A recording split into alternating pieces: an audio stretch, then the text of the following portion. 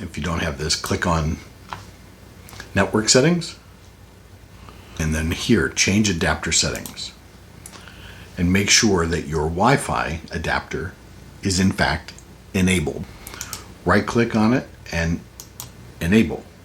It'll enable the adapter. You now have a list of Wi-Fi networks.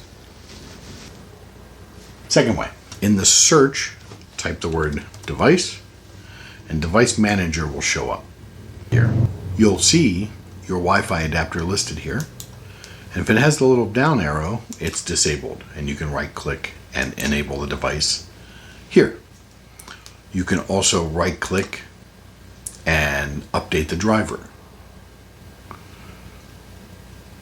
which if it's already enabled, you may try click update. Browse on my computer. Let me pick from a list of available drivers. So Windows tells you what there is. You find it here.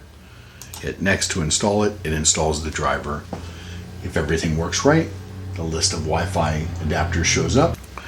If neither of those two steps work, so again, click in the search and type the word services, and you'll see it here.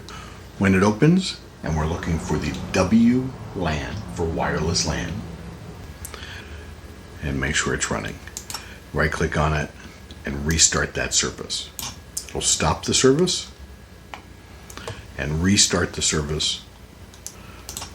When you click here, you see your Wi-Fi available networks. Okay, thank you for watching that. I hope it helped. And if you like this video, click the thumbs up. That'll let YouTube know I'm doing a good job.